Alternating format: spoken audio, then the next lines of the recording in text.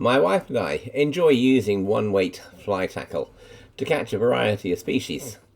Recently, we went down to Bake in Cornwall, hoping to see if we could catch a double-figure carp on a one-weight fly rod. Now, bearing in mind that these fly rods are designed for brook trout around half a pound in weight, it was a big ask. The question is, what happened next?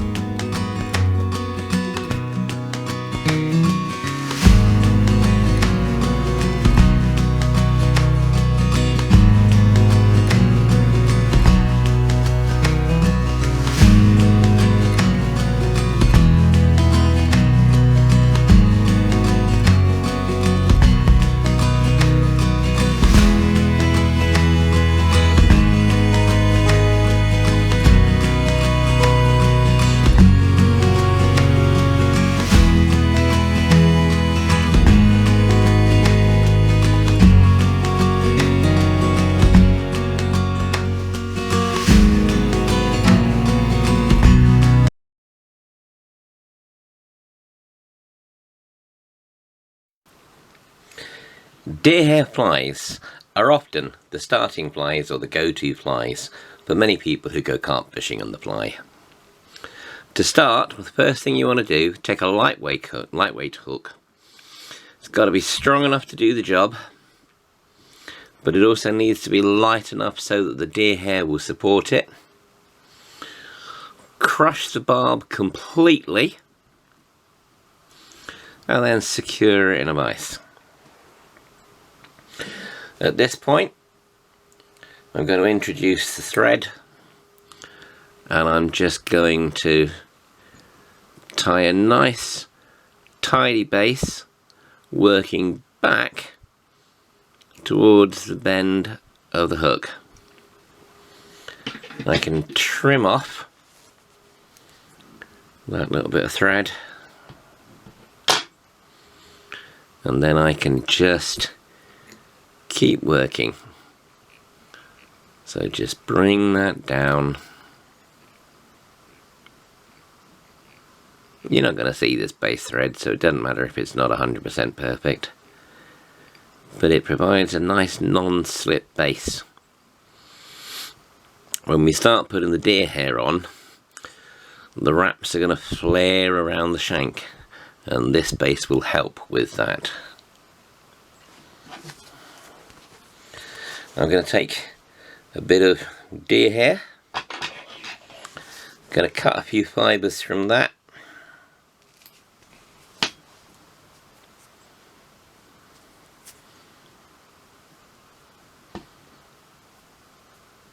I'm going to put those on the back of the hook. I'm going to take the thread around it, make it secure, and then pull tight so that it flares around the hook. What you've got to be careful of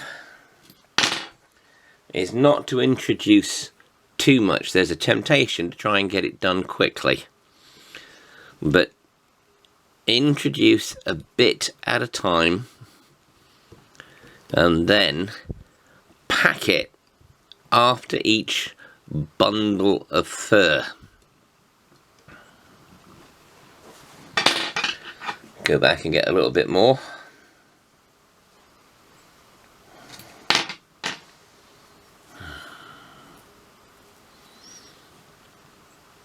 I just change the position slightly each time, and then again pack in tight. It's a very messy fly. It's one of those flies, if you can do it outside, is all the better. Helps to maintain domestic bliss. Another bit. Keep packing it there.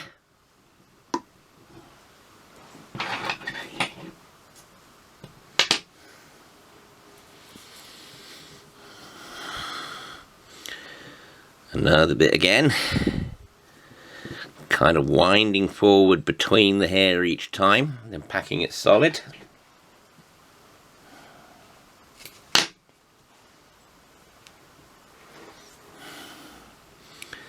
And I keep going until the hook is all covered as tightly as possible.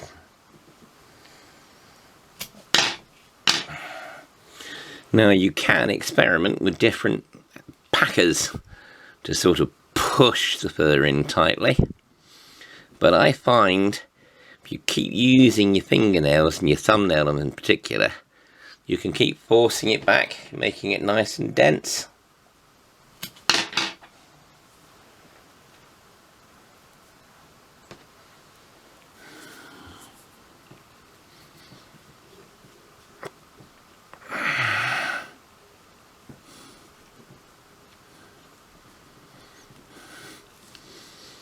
Nearly there now. Looks an absolute mess, and there'll be some odd fur that you're going to have to pull out. A vacuum is often handy afterwards.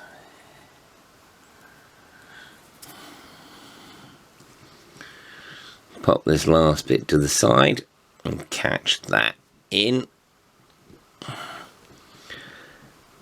Good squeeze back again.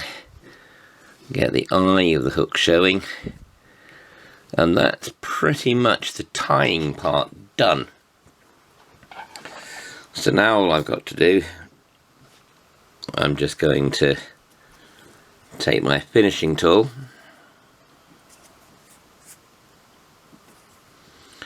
and I'm just going to tie off around the eye of the hook, pull that tight, and what I will do is I'll put a little bit of varnish on that using a dubbing needle, and that'll just help to seal the thread.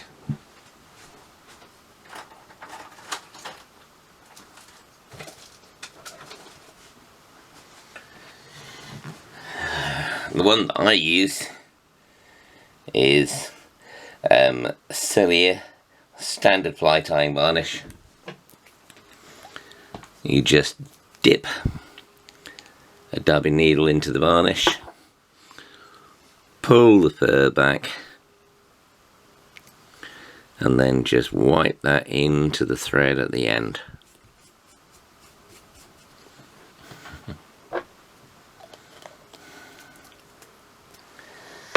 As you can tell, it's just a bit messy. Now, for the sake of domestic harmony, I have here a top of an old pot, and I will put it underneath where I'm going to be cutting the fly. Because now what I'm going to do, I'm going to start trimming these down to length.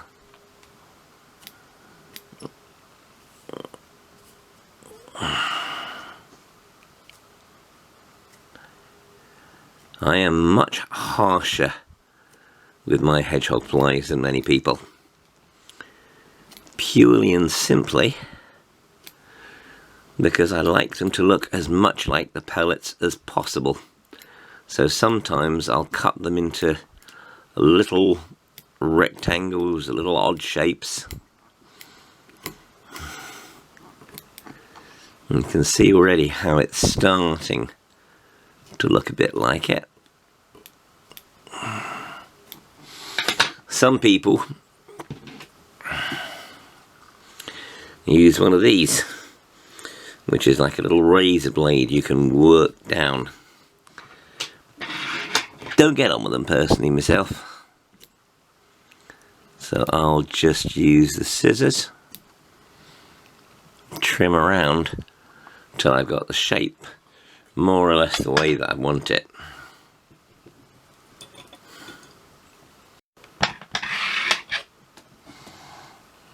So here now, I've taken the fly out of the vise.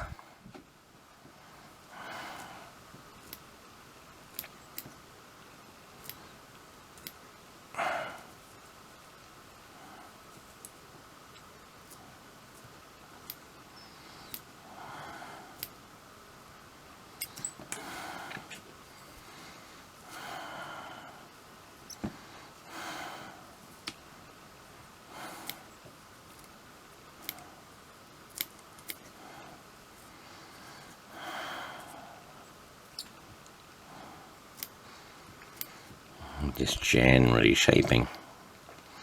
As I said, mine aren't pretty.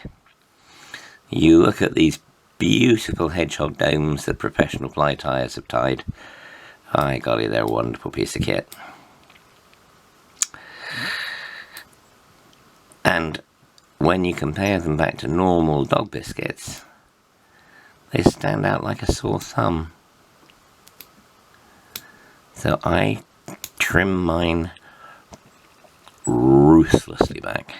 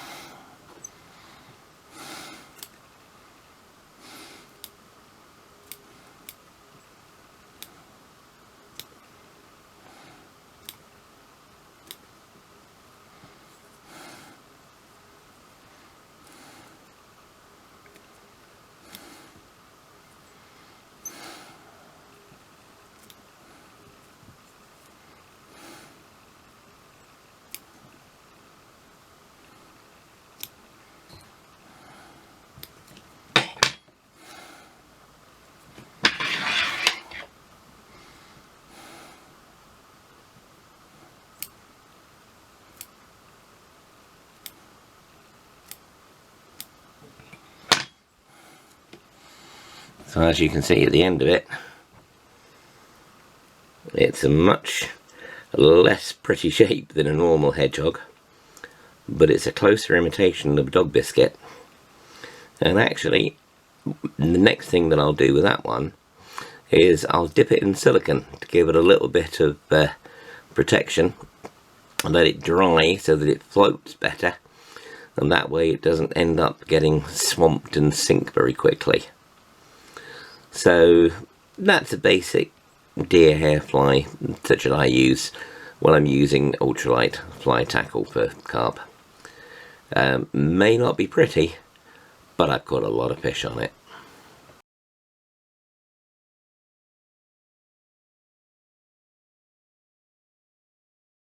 When you tie on your fly, you need to have a decent knot. One that's strong, preferably one that places the tag end facing up the tippet, and preferably one that's pretty small. Now the revised grinner, well, it's called revised grinner in the south. Up north they call it the reverse 3-turn tuck blood knot. I think the revised grinner is easier. So you start off, you take your tag end and you go 3 times around your tippet, and then you come back around and through that first twist there. Now I'm just going to flip the hook over because I like working with the doubled strands towards me. So if I pull that up there, and I'm going to go back through 3 times around the doubled strands. So 1, 2,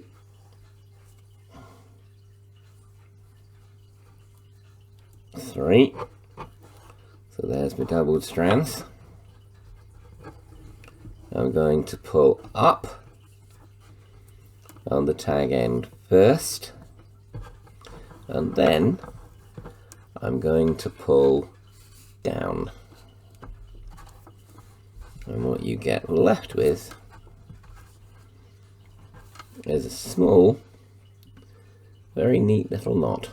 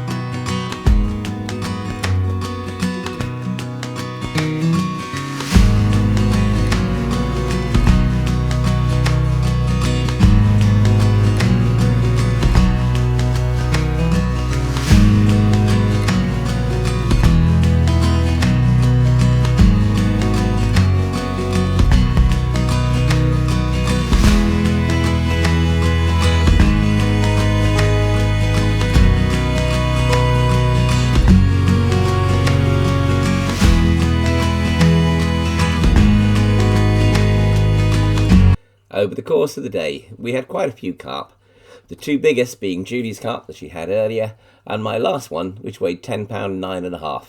Both of us had caught double-figure carp on a one-weight fly rod. Happy days. Thank you for watching. It's been much appreciated. If you'd like to support us, please subscribe to see more of our videos. It would mean a lot to us. Thank you. Goodbye.